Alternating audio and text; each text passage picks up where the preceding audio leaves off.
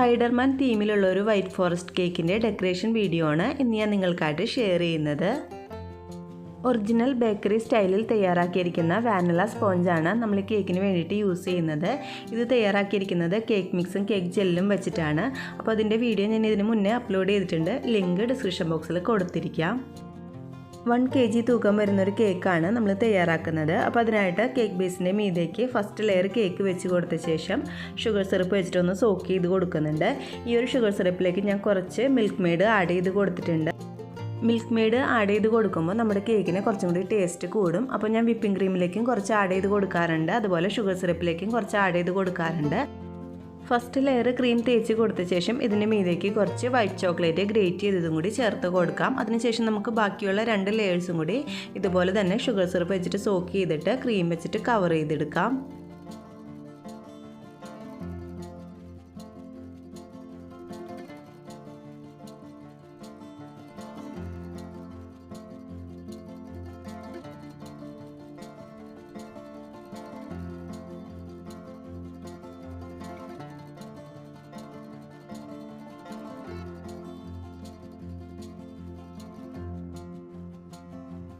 ഇപ്പോൾ നമ്മുടെ cake cream വെച്ചിട്ട് ഫുള്ളായിട്ടൊന്ന് കവർ ചെയ്ത് കൊടുത്തിട്ടുണ്ട്. അപ്പോൾ ലാസ്റ്റ് ഷാർപ്പ് എഡ്ജ് കിട്ടാൻ വേണ്ടിയിട്ട് കുറച്ച് വെള്ളത്തിലൊന്ന് സ്പാറ്റില മുക്കിയ ശേഷം ഒന്ന് ലെവൽ ചെയ്ത് കൊടുത്താൽ കുറച്ചും കൂടി നല്ല ഷാർപ്പായിട്ടുള്ള എഡ്ജസ് നമുക്ക് കിട്ടും. ഇനി ഈ കേക്ക് നമുക്ക് കുറച്ച് നേരം ഒന്ന് ഫ്രിഡ്ജിൽ വെച്ചിട്ട് സെറ്റ് ചെയ്തെടുക്കാം. ഇനി നമുക്ക് ഈ കേക്കിൻ്റെ മീതേക്ക് ഒഴിച്ചു കൊടുക്കാനുള്ള വൈറ്റ് ചോക്ലേറ്റ് ഗനാഷ തയ്യാറാക്കാം. ഞാനിപ്പോൾ 150 ഗ്രാം വൈറ്റ് ചോക്ലേറ്റ് എടുത്തിട്ടുണ്ട്. അതിലേക്ക് 75 ml വിപ്പിംഗ് ക്രീം ചേർത്ത് കൊടുക്കുന്നുണ്ട്. ഇനി നമുക്കിത് ഗ്യാസിൻ്റെ ലോ ഫ്ലെയിമിൽ ഇട്ടിട്ടൊന്ന് നന്നായിട്ട് മെൽറ്റ് ചെയ്തെടുക്കാം. അത്യാവശ്യം ചൂട് കട്ടിയുള്ള ഒരു പാൻ ആണെന്നുണ്ടെങ്കിൽ നമുക്ക് ഗ്യാസിൻ്റെ മീതെ വെച്ച് തന്നെ മെൽറ്റ് ചെയ്തെടുക്കാം കേട്ടോ, അല്ലെങ്കിൽ ഡബിൾ ബോയിൽ ചെയ്തെടുക്കുക. എക്സ്പീരിയൻസ് ഇല്ലാന്നുണ്ടെങ്കിൽ നിങ്ങൾ ഡബിൾ ബോയിൽ ചെയ്തെടുത്താൽ മതി. ഞാനിപ്പോൾ നോർമലി എങ്ങനെയാണ് ചെയ്യാറ്.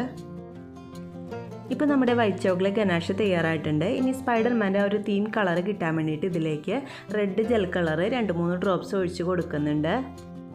അതിനുശേഷം നന്നായിട്ടൊന്ന് മിക്സ് ചെയ്ത് കൊടുത്തിട്ട് നമുക്കിത് ഒരു അരിപ്പ വെച്ചിട്ട് നന്നായിട്ടൊന്ന് അരിച്ചെടുക്കാം. എന്തെങ്കിലും കട്ടകൾ ഉണ്ടെന്നുണ്ടെങ്കിൽ അത് മാറാനും അതുപോലെ എയർ ബബിൾസ് ഒക്കെ ഉണ്ടെന്നുണ്ടെങ്കിൽ പൊട്ടിപ്പോവാനും വേണ്ടിയിട്ടാണ് ഇങ്ങനെ ചെയ്യുന്നത്. ഈ ചോക്ലേറ്റ് ഗനാഷ ചെറിയൊരു ചൂടോട് കൂടി വേണം കേട്ടോ നല്ല തണുത്ത കേക്കിൻ്റെ മീതിയൊക്കെ ഒഴിച്ച് കൊടുക്കാൻ. കേക്ക് നല്ല തണുത്തതാവുമ്പോൾ പെട്ടെന്ന് തന്നെ സെറ്റായിട്ട് വന്നോളും. നമ്മൾ കേക്ക് ഇതുപോലെ ഫുള്ളായിട്ട് ചോക്ലേറ്റ് ഗനാഷ് വെച്ചിട്ട് കവർ ചെയ്തെടുക്കുമ്പോൾ നല്ല ഫിനിഷിങ് കിട്ടണമെന്നുണ്ടെങ്കിൽ ചോക്ലേറ്റ് എപ്പോഴും കുറച്ച് കൂടുതൽ യൂസ് ചെയ്യണം കേട്ടോ. എന്നിട്ട് ബാക്കി വരുന്നത് നമുക്ക് സൂക്ഷിച്ച് വെച്ചിട്ട് അടുത്ത കേക്കിന് യൂസ് ചെയ്യും.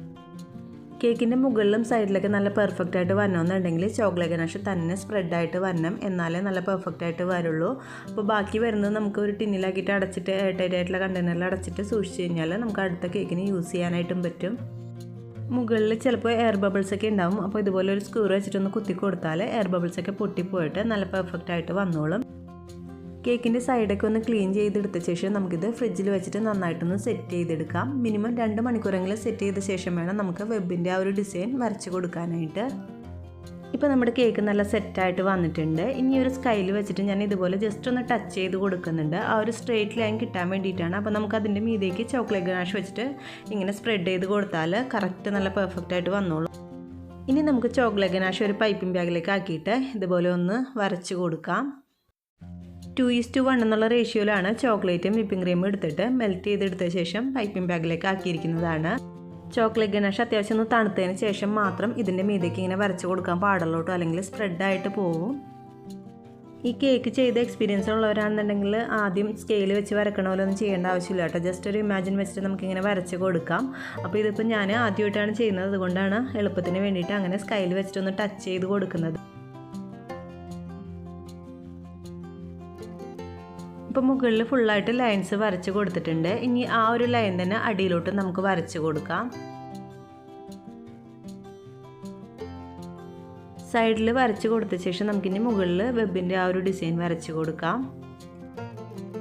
നിങ്ങൾക്ക് ഈ ഒരു വീഡിയോ കാണുമ്പോൾ തന്നെ മനസ്സിലാവും വളരെ സിമ്പിളാണ്. പക്ഷേ ശ്രദ്ധിക്കേണ്ട കാര്യം ചോക്ലേറ്റ് ഗനാഷിൻ്റെ ആ ഒരു കൺസിസ്റ്റൻസിയാണ്. സ്പ്രെഡായിട്ട് പോകരുത്. കുറച്ച് നേരം ഒന്ന് തണുത്തതിന് ശേഷം വേണം ഇതുപോലെ വരച്ച് കൊടുക്കാനായിട്ട്.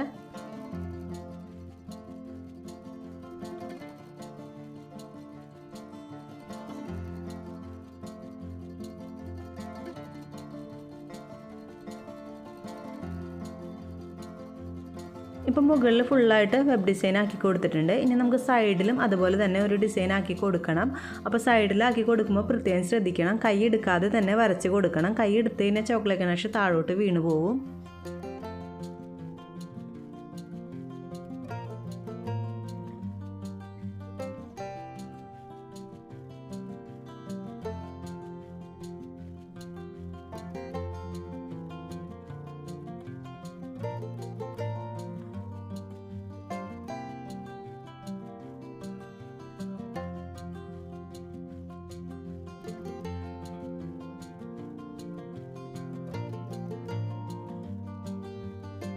ഇപ്പോൾ ആ ഒരു വെബ് ഡിസൈൻ സൈഡിലും മുകളിലൊക്കെ ഫുള്ളായിട്ട് വരച്ച് കൊടുത്തിട്ടുണ്ട്. ഇനി നമുക്കിത് വീണ്ടും ഫ്രിഡ്ജിൽ കുറച്ച് നേരം ഒന്ന് സെറ്റ് ആവാനായിട്ട് മാറ്റി വയ്ക്കാം. കേക്ക് സെറ്റ് ചെയ്ത ശേഷം ലാസ്റ്റായിട്ട് ഞാൻ കുറച്ച് ക്രീം അതിൻ്റെ ആ ഒരു ബോർഡിൻ്റെ മീതേക്ക് തേച്ച് കൊടുക്കുന്നുണ്ട്. ആ ഒരു തീമിൽ കിട്ടാൻ വേണ്ടിയിട്ടാണ്, ലൈറ്റ് ബ്ലൂ കളറിൽ തീമിൽ കിട്ടാൻ വേണ്ടിയിട്ടാണ് ക്രീം തേച്ച് കൊടുക്കുന്നത്. എന്നിട്ട് നന്നായിട്ടൊന്ന് ഫിനിഷ് ചെയ്ത് എടുക്കുന്നുണ്ട്. അത്യാവശ്യം ഒന്ന് ഫിനിഷ് ചെയ്തെടുത്ത ശേഷം അതിൻ്റെ മീതേക്ക് സൈഡിലൊരു ബോർഡറും കൂടി വരച്ച് കൊടുക്കുന്നുണ്ട്.